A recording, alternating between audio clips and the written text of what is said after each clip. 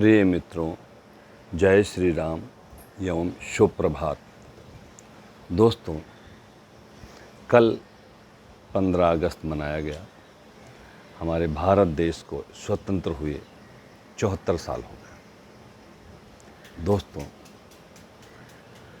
सबसे पहले तो मैं ये कहूँगा कि आप गर्व करो कि आप भारतीय हैं, क्योंकि भारत ही एक ऐसी धरती है जहाँ 4 ऋतुएं मिलती हैं: वर्षा, शीत ऋतु, बसंत ऋतु, ग्रीष्म ऋतु। दोस्तों, यहाँ सारे खाद्य पदार्थ, खनिज पदार्थ हमारे देश में पाए जाते हैं। यहाँ नदियाँ, पहाड़, पठार, कृषि उपजाऊ भूमि बहुतायत मात्रा में है। दोस्तों, स्वतंत्रता से पहले हमारे देश में बहुत सारी चीज़ों की कमी थी और भारत को सपेरों का देश लोग कहते थे, मजाक उड़ाते थे। आज वही भारत स्वतंत्रता के इस 74 साल में किस ऊंचाई पे पहुंचा है, आईना देखिए। दोस्तों, यह देश किसी टाइम पे अमेरिका से गेहूं मंगा के खाया जाता था, चावल, अन्न बाहर से मंगाते थे आवश्यकता पड़ने पर। आज ये देश एक्सपोर्ट करता है, कई खाद्यान्न एक्सपोर्ट करता है। दुनिया में सबसे ज़्यादा चाय भारत में बनती है।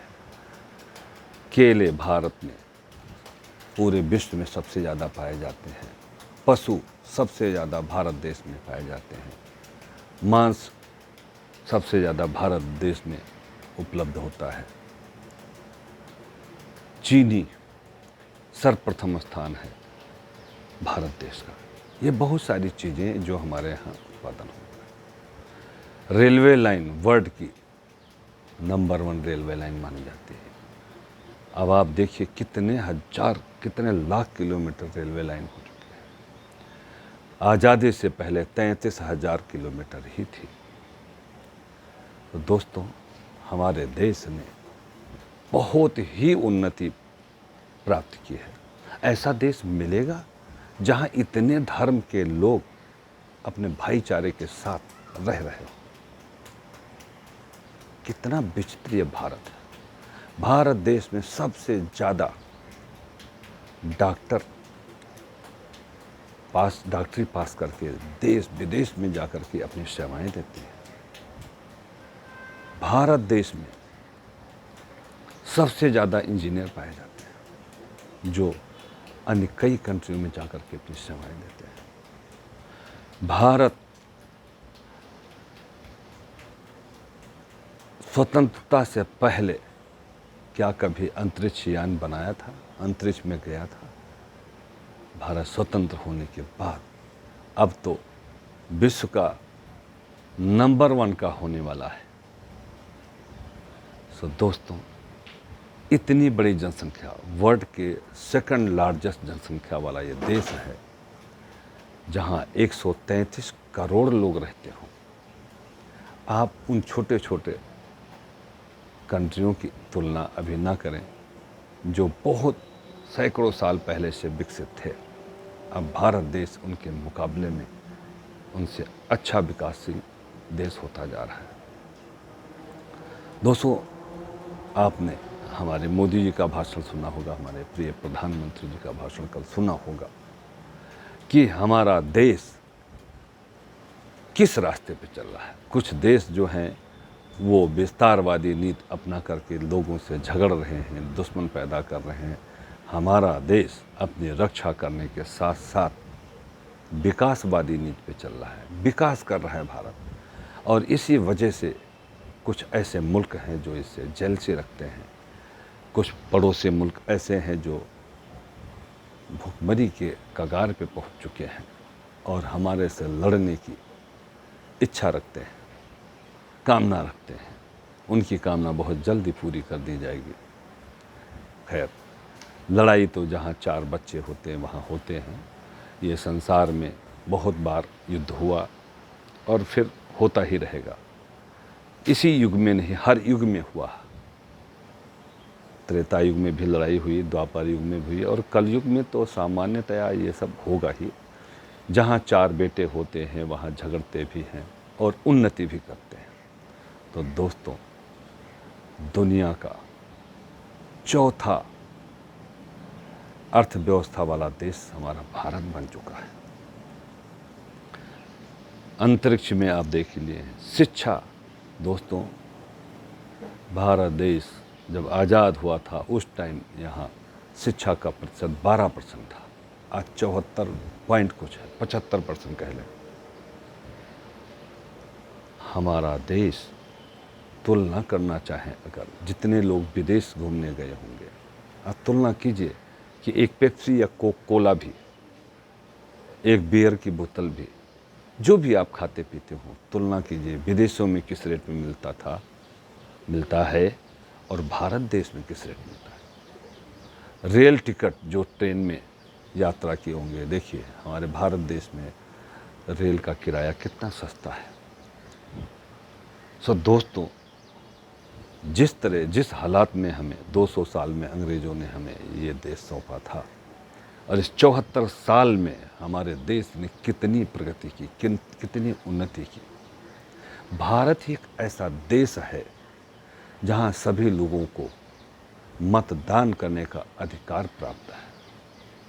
150 साल, अमेरिका जो सुपर पावर कहलाता है, 150 साल आज़ाद होने के बाद भी वो लोगों को वोट देने का अधिकार नहीं दे पाया था।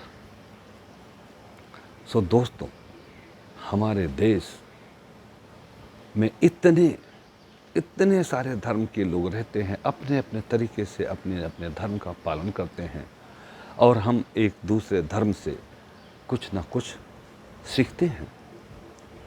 चाहे हिंदू धर्म हो, सिख धर्म हो, बौद्ध धर्म हो, मुस्लिम धर्म हो या ईसाई धर्म हो, बहुत सारे धर्म हमारे देश में हैं। हर किसी से कुछ ना कुछ सीखने को मिलता है। भगवान राम की कथा तो बार बार बताने की जरूरत नहीं है, आप जानते हैं कि स्कूल में पैदा हुए, क्या क्या पूरे जीवन पर्यंत किए, समाज की रक्षा करते हुए समाज को क्या क्या नहीं दिया भगवान श्री कृष्ण। देखिए, देवता और राक्षस इसी धरती पर रहते हैं, हमारे बीच में रहते हैं। हमारी सोच में ही देवता और राक्षस हैं। हम देवता स्वरूप कार्य, लोगों का भला करें, अपना भरण पोषण करें, देश की रक्षा करें, समाज की रक्षा करें, तो देवता कहलाएंगे। देने वाला ही देवता होता है। आप कुछ देना नहीं जानते हैं, छीनना जानते हैं। जो छीनता है, जो दुराचार करता है, वही दुष्ट है, वही राक्षस है। खान पान आपका राक्षसी हो, आप अपने आप को देवता कैसे कह सकते हैं? इसको बहुत सारी चीज़ें हैं दोस्तों। हमें गर्व करना चाहिए कि हम भारतीय हैं, और भारत दिन प्रतिदिन इतना ही उन्नति करता जा रहा है। आपके देश में एक टाइम होता था, मैं अपनी बात बताऊं, जब हम विदेश जाना शुरू किए थे तो बहुत सारे कपड़े, बहुत सारे ज्वेलरी, बहुत सारी चीज़ें वहाँ बड़ी आकर्षित करती थी। और अब दोस्तों, घूमने जाता हूँ, खाली यहाँ से पैसा भी अगर कुछ आप लेकर जाते हैं, शायद खर्च करने का मन नहीं करता, क्योंकि मन में ये आता है इससे अच्छा तो हमारे भारत में मिलता है, इससे अच्छा तो हमारे देश में मिलता है। कपड़े हुए, सब दुनिया के सारे ब्रांड भारत में आ गए हैं बिजनेस व्यापार करने के लिए। क्यों आए हैं? क्योंकि यहाँ उनको स्कोप दिखता है। तो दोस्तों, अपने देश पे गर्व करें। आप भी टारगेट रखें, जैसे हमारे मोदी जी ने दुनिया भर की प्रगति कार्यों का वर्णन किया कि हम ये कर रहे हैं, ये करने जा रहे हैं, और जो पिछले विगत वर्षों में किया है। देखिए दोस्तों, जब देश आज़ाद नहीं हुआ था तब आप देखिए बिजली कहाँ कहाँ पहुँची हुई थी। हम जानते हैं, पानी निकालने के लिए रस्सी से पानी निकाल के सिंचाई करते थे, उसको ढेकुल कहते थे। रहट से पानी निकालते थे, बैल से पानी निकालते थे। दोस्तों, पहले और अब में कितना बदलाव हुआ। जो गांव के लोग हैं उनका तो जीवन सुधर गया है। हाँ ठीक है, अगर हम जनसंख्या पे नियंत्रण पा लें तो हमारी उन्नति दिखने लगेगी। और अगर कमाने वाले 4 हैं, खाने वाले 10 हो गए, तो आपको गरीबी दिखती जाएगी। तो सर्वप्रथम हम लोगों को निर्णय लेना चाहिए कि नियोजित परिवार रखें।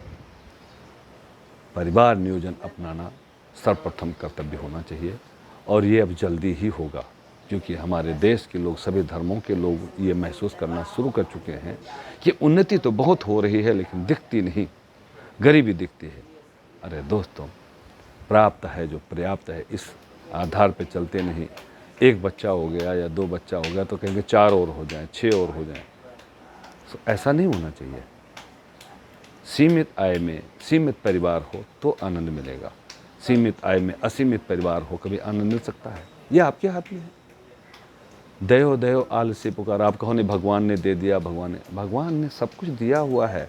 पहले भी आपको बताया है कि जिंदगी देने वाले ने सब कुछ दिया, पाने वाले न पाए तो वो क्या करे। अक्ल दी शकल दी दे दिया, कुल जहाँ पाने वाले न पाए तो वो क्या। उसने तो सब कुछ दिया हुआ है, तो सब नहीं पाना चाहते हैं तो भगवान ऊपर वाले की गलती न दें, देश की गलती न दें, स्वयं कुछ करें ना, प्रयास करें, चोरी चकारी से दूर हों, मेहनत करके। मेहनत का इंसान कभी कभी भूखा नहीं सो सकता।